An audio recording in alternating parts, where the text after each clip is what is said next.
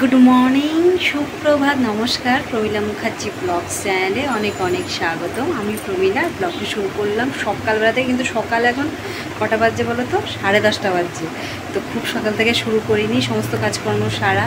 तो आज के आर बाड़ीते जल खाबार बानालाम ना, कारण होच्छे आज के शान्तनु छुटी निয়ে যায়। शान्तनु छुटी माने বাইরের খাবার খাওয়া।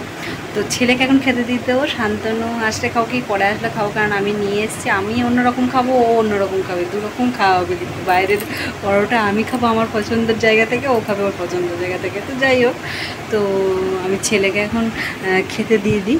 তো যার কাছ থেকে আমি খেতে ভালোবাসি, তোমাদের তো আগেও বলেছি আমাদের বেথুয়ার রবির পরোটা আমার খুব প্রিয়, তো ওইটাই খাবো আমি। তো ও খাবে হচ্ছে সুবোধ, ওর সুবোধের পরোটা খুব প্রিয়, তো সেই জন্যে। তো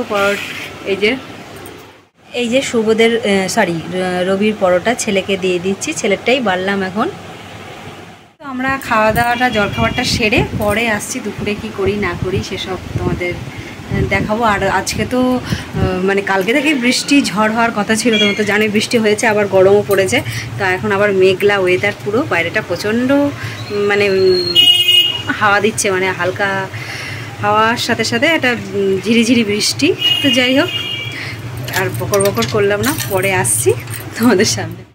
তো আজকে রুই মাছ এনেছে, রুই মাছের ঝাল করব সর্ষে পোস্ত দিয়ে যেমন করি। তো মাছ কটা ঝটপট করে ভেজে নিচ্ছি আর রান্না করছি। আর দেখো প্রবল হাওয়া দিচ্ছে, যেহেতু ঝড় ওঠার কথা আছে, তো এত অসুবিধা হচ্ছে এই ঝড় উঠবে বলে।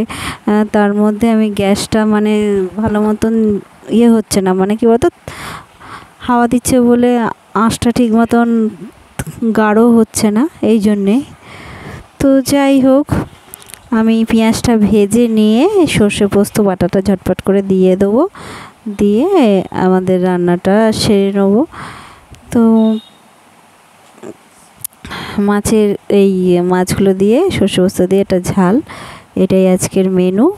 আর ওই মাছের সাথে একরকম জিনিস দিয়েছে, তেল না, সেই চর্বি, মানে তেল টাইপ, মানে চর্বি টাইপের থাকে না মাছের মধ্যে, বড় বড় মাছে ওইগুলো দিয়েছে। ওগুলো ভেজে রাখতে বলেছে, শান্তনু ওগুলো খাবে বলেছে, তো ওগুলো ভেজে দেবো। তো এই খাবার আজকে ভাবলাম আমের চাটনি করব, তো ইচ্ছা হলো না। আমটা আজকে এত সুন্দর মিষ্টি এনেছে, আসলে শান্তনু যেখানে ডিউটি করে ওখানে গাছের আম খুব সুন্দর, আমটা মিষ্টি, পাকাতেও মিষ্টি, কাঁচাতেও। তো এগুলোই খাবো এখন। তো সেটা তোমাদের হয়তো ব্লগে দেখাইনি, কারণ আমি এখন ভয়েস ওভার দিচ্ছি, খেয়ে ফেলেছি, তো যাই বললাম মুখে। তো ঝালটাও হয়ে গেলেই নামিয়ে নেবো, ব্যাস।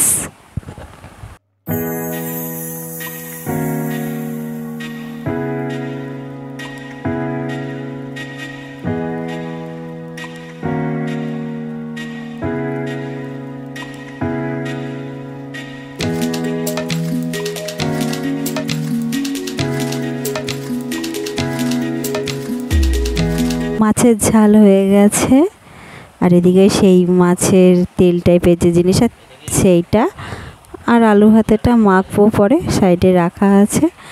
ব্যাস, আজকের দুপুরের মেনু এটাই। খাওয়া দাওয়ার শেষে আসছে। তো রান্নাবান্না সেই তখন করেছি, দিয়ে আবার দুপুর হয়ে গেছে। আর চারিদিকে তো মানে এত হাওয়া ছেড়ে, তো সে রান্না করতে কি অসুবিধা হচ্ছিল। এখন ঘন মেঘ করে আছে, বৃষ্টি মনে আসবে, ঝড় ওঠার তো কথা তোমরা সবাই জানো। তো তোমরা সবাই ভালো থেকো, মানে ঝড়ে নিজেদের খেয়াল রাখো। কি বলবো, কি হবে না হবে কেউ জানি না। আমরা ঝড়ে হয়তো ঝড় বৃষ্টি হলে তো হয়তো দেখা গেলো কারেন্টই থাকবে না, কদিন হয়তো ব্লগই দিতে পারলাম না, কি জানি। যাই হোক, ওসব হলে হতেও পারে, আবার না হতেও পারে, সেটা পরে দেখা যাচ্ছে। তো এই বলে আজকের ব্লগটাও শেষ করে দেবো। তার আগে আমাদের বেথুয়ার ওয়েদার একটু আকাশটা একটু দেখিয়ে দিই তোমাদের। যারা বেথুয়ার থেকে দেখছো তারা তো সবই জানো, যারা বেথুয়ার বাইরে তাদের জন্য এটা।